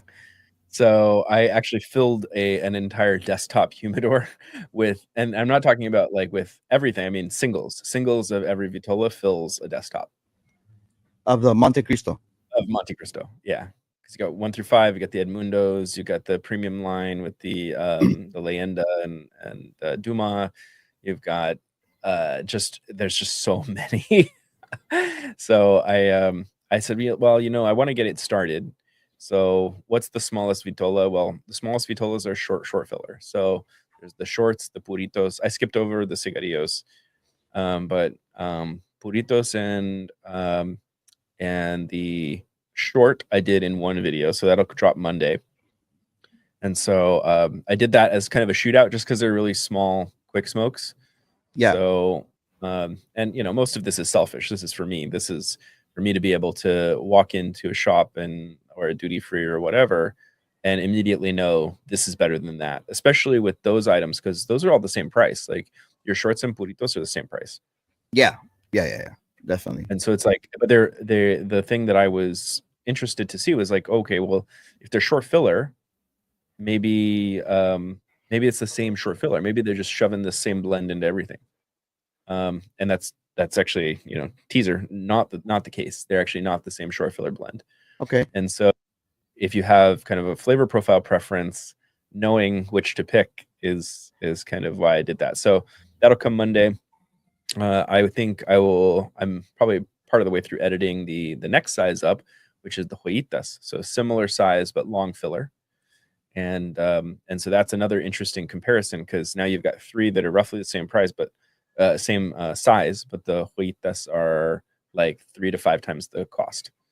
And so it's like, well, do you need to jump up to the Joyitas when they're, you know, the same size smoke? Mm-hmm. So I'll probably do them on consecutive days. So Monday, Tuesday will likely be that, because Monday is already set for the premiere for the first one. Okay. And then I'm going to continue down the line. So that Legends of the Leaf series will be all of them. So when I smoked the number 1, 2, 3, 4, 5, Media Corona, Edmundos, you know, Wide Edmundo, you know, all of those, Double Edmundo, I've got everything. And so I'll be, you know, gradually kind of working that out and dropping it into a playlist, so that if somebody's curious and watching through the whole marca list of all the vitolas, that they can do that. So years from now, it'll be complete. There'll be a catalog of videos that people can watch, and they can figure out like what's the best for them based on the flavor profile, smoking time, and all of that. And playlists are definitely a great tool that we have available for YouTube, because like you said, it categorizes your videos. So for example, I have Connecticut shade, you know, Habano shade, all the shades, all the organized by rappers. I have Cuban reviews. I have the series also cataloged in playlists, and it's an easy way to, you know, on your end cards, you can tag it and it'll populate. So that's pretty cool. Yeah. So yeah, I use those. Like if I'm watching Hound Dog and I want to see him suffer, I just go to the Dog Rocket playlist and I just watch that all day.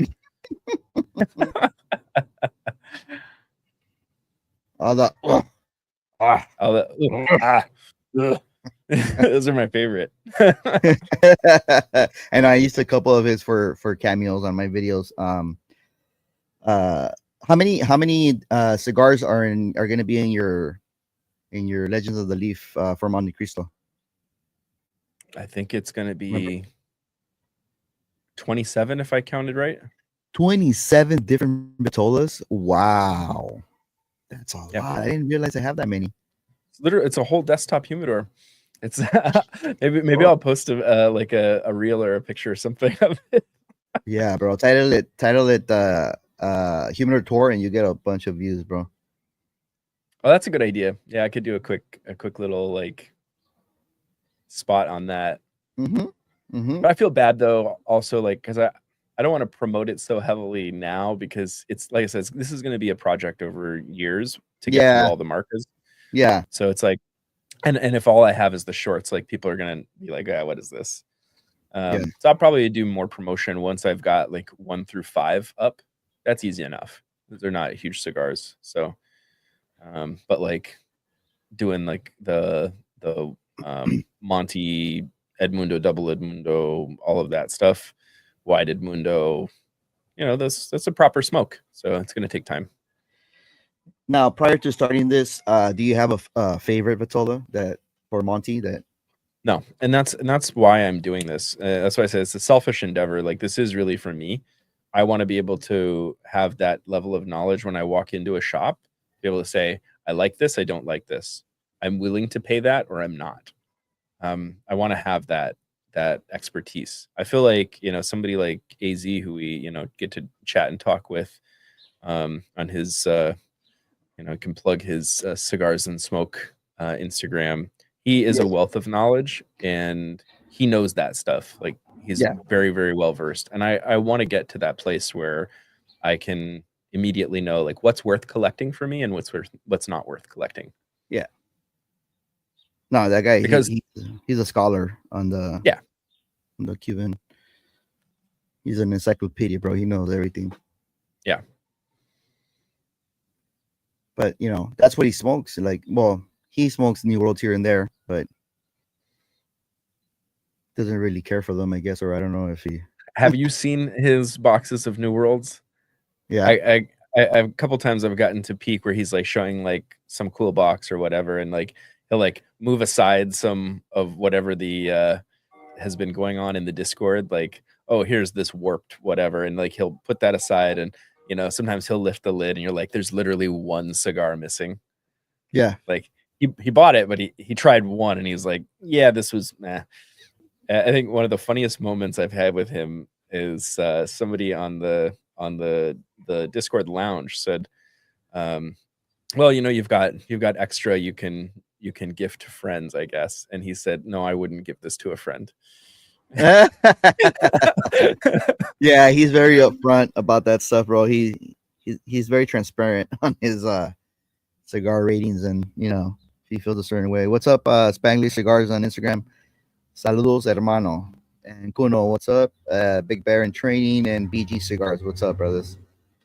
Yeah, I mean, he's a Cuban cigar smoker, dude. That's what he is, but it's funny to me where like he's like people are smoking like an opus, and I don't know if it's people that are like really wild over opus, or it's just a person that thinks like, oh, opus is like, oh yeah, like highly regarded, whatever. But he's like, oh, another disappointment. I mean, he knows, he's tried them.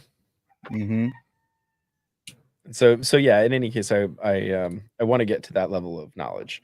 Like I'm a good enough consumer, right? But knowledge is a different thing, because it insinuates that there's kind of a completeness to understanding. And so it's like if I've tried a few, there's no completeness there. Yeah. So yeah. Yeah, definitely. Yeah. How's that Metropolitan treating you? That's the first one you smoke?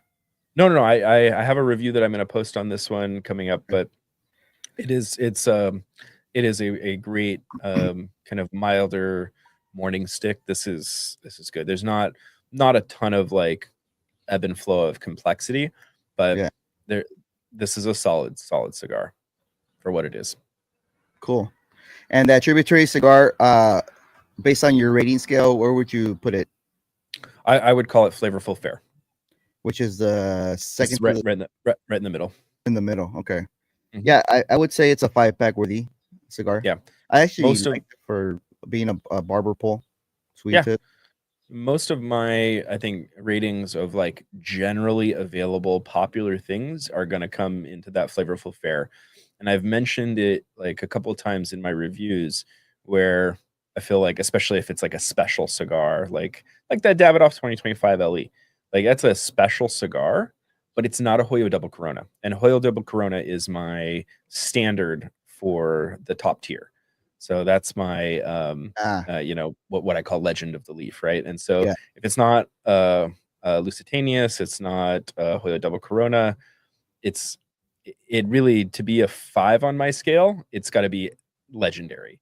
Yeah. You know, and a 4, it has to have kind of a lot of complexity, and it's got to match my flavor profile. Yes. Most of the stuff that I try is going to be right in that middle. It's going to be flavorful fare. If I think the profile sucks, it's going to be at the lower level. So it's going to be the half baked, where it's like, this is okay, but the profile really wasn't there. And then the dud, the bottom one, is like reserved for just construction issues, problematic smokes. Yeah. And so I haven't given out that rating yet. There really hasn't been a cigar that I've come across that was that bad. I'm sure one will come, but Did I give you a crackle? you did. I haven't smoked it yet. Maybe that might be the You think so? We shall see. I have the review coming up, but yeah, I try to keep it simple with like a 5-point scale, and I think that also will mitigate a lot of kind of understanding, that will mitigate a lot of disappointment where somebody, maybe they love a certain cigar, but it didn't rank so highly. It's like, right, but my high is different, right? So yeah. Hell yeah. This cigar is performing well. Oh, actually exceptional on construction. Look at the burn line's pretty straight, stack dash. Yours just fell, but pretty straight. Yep. And it's very inoffensive to start off with. Cedar, cashew. It's a real nutty, creamy. And there's like a on the palate. If you really concentrate, there's like a nuance of like a cherry type of note that stays lingering. That's cool. Nice. Mm-hmm.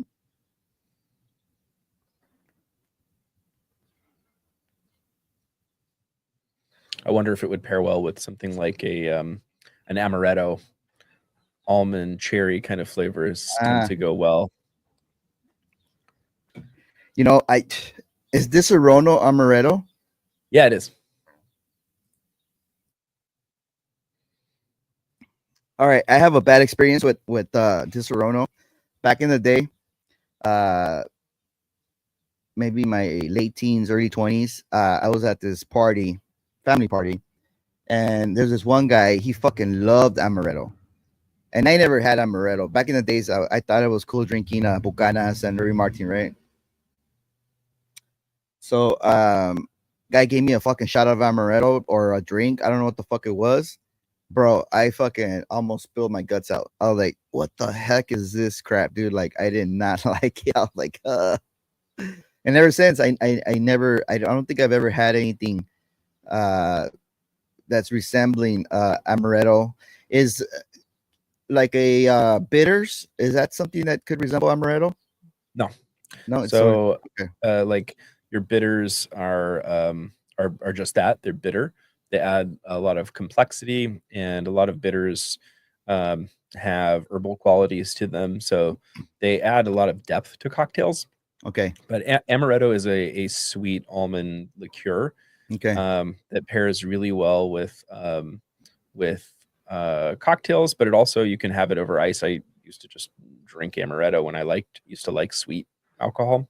Okay. But it'd be an interesting pairing, especially if you're picking up a lot of that like cherry nutty kind of notes. Yeah. But amaretto, I've learned a lot about different types of alcohol and manufacturing and marketing. And so you get a big company like Disaronno, and they have a very consistent product Yeah. Very consistent flavor. And their marketing is good. There are many amarettos on the market that are very high quality and may have a better flavor profile, may have better depth of flavor, and be a little less like gut-wrenchingly sweet. And so when you drink like authentic amarettos, there can be a variety in flavors, but so many people may have only come across Di Serono because it's the big one on the market. But it was for me kind of a foray into brandies. Brandies are, sweet alcohol anyway, but they're not sweet on the amaretto scale. Amaretto is a liqueur. It is a sugar-based, it has sugar added. So the I see you in the comments. We all do things when we're young. Easy. So but when you drink brandy also, depending on what type of brandy you drink, brandy can be made from any fruit. So most people know, like you mentioned some of the cognacs that you used to drink. Yeah. Those are one subset, but you can drink brandy from any kind of fruit source. So Calvados is like Spanish apple brandy, which has a totally separate flavor profile. So these types of things are interesting when you look at pairing. Ah, okay. Yeah, I should probably revisit that the Serono. See, now that the palate's changed, got an old man palate, so like different stuff now than when we were young. But yeah. And then I had one time a drink called a liquid cocaine. Yeah. Does that have amaretto in there? I'm not sure. It's not a drink I've ever made somebody. I like my friends. You want to look that up, or I can look it up real quick? Yeah, I'm looking at it.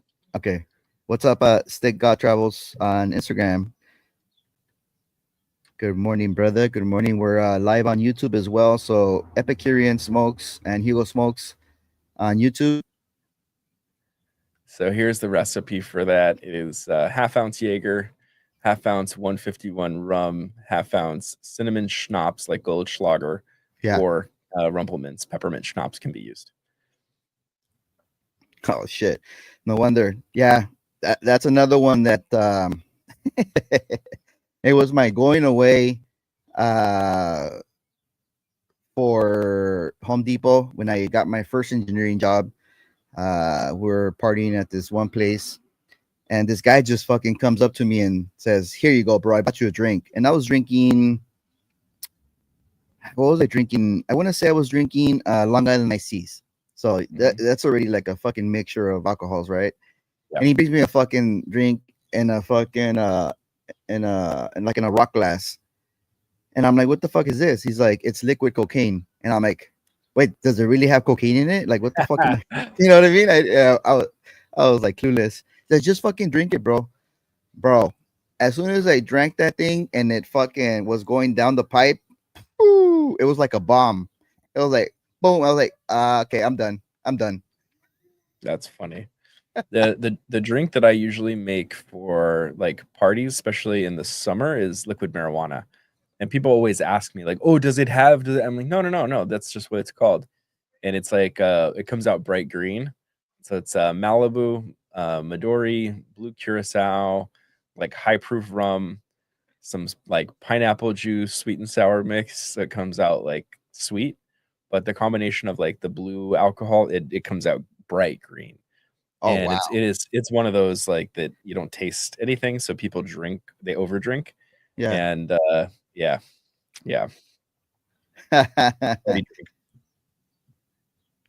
That's pretty. I mean, I don't know. Is it fruity? Is it like sweet or is yes? The pineapple is the juice that goes in it, so it's very like tropical, light, refreshing. But when you know what went into it, like I usually make mine with a mixture of like Kraken, like spiced rum with the 151 added in. Yeah. Huh. Yeah. I don't know. I don't really. Aside from like margarita, I like a traditional, or actually a Cadillac margarita. And then it's always gonna be like your typical fucking paloma, for Mexican parties. Sure. And Yeah, then no, I've yeah. been more into the high proof whiskeys these days, and I think you like whiskey too, right? So depending on the occasion, like if we'll go to a place that serves, top shelf stuff, I'll definitely do a old fashioned or a Manhattan. That's my drink right there for sure. Or just a neat pour. If I see that they don't have the old fashioned cube, I don't go for the crushed ice. That's just my thing. I don't want a watered down drink. Yeah, because they usually, if they use the crushed ice, they usually do they smash the orange and they smash the sugar cane, and I'm not that one. I don't like the muddled one. I'm pretty particular on my old fashions. Yeah. Yeah, that Argonaut's good. Yeah. Oh, he's saying Fat Thumb Brandy by Argonaut. So it's the same one. Okay. Yeah, Argonaut makes some good stuff.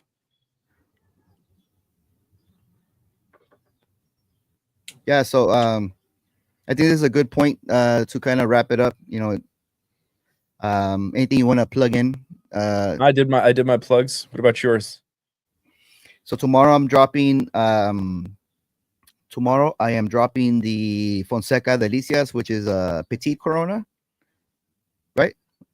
Petite Corona. Yeah. And I actually, well, technically it's a Delicias. That's the factory name, but yeah. Yeah, that's the factory name. Yeah. But for the New World nomenclature, right? Yeah. So that's dropping tomorrow, and I believe I was smoking that cigar during one of my lists. It was either one of the 3 lists that I fucking put out. So look out for that. And like I said, I'm going to be working on the basin review today. So I'll probably schedule that one for Tuesday. And I'll see what else I got for Saturday. I got a bunch in the pipeline. So very nice. I'm excited to see what you think about the Delicias. Yeah. No, thank you. But I had pisco sours in Peru, and man, I could not taste the egg. I like that. Usually here, when I get a whiskey sour here, like I can taste the egg. I don't like that shit. What about you? What do you think about? I mean, I usually drink my whiskey straight now, so I don't do too many cocktails. But I've not had that experience where I specifically tasted the egg, I think. Yeah, and I think it's because that one you really have to do in the shaker like for a long time so it could diffuse the strong egg white scent. I don't know. My whiskey sours are just like half and half and whiskey and simple syrup, so I tend to leave the egg white out. But that pisco, which is it's basically the same thing as a whiskey sour, just with pisco liqueur, which is grape liqueur, right? Yeah, pisco is grape brandy. Yeah, grape brandy. Usually unaged, just like a white alcohol. Yeah. All right, so that's all we got for you guys. So I guess we recommend that Tributary Cigar Barber Pole. I usually don't really venture into those. We didn't buy those. We got those at a cigar event, so that was pretty cool. Amongst 4 other cigars, so smoke those sometime in the future. But thank you for joining, Steven. Thanks for everybody in the chat that my pleasure. Thank you for having me. That joins us. You are just had some bad ones. Yeah, that's true. Whiskey neat is the best. Yeah. So you know what? You got to pick something, man. You don't like diabetes from your amaretto. You don't like whiskey. Like, I don't know what that is. Right. All right, bro. So we'll catch you guys in the next one. Subscribe to Epicurean Smokes. He's on YouTube. He's on Instagram. And obviously, if you guys are watching on his stream, subscribe to my stuff if you guys like the stuff that we said today. All right, catch you guys on the next one. Later.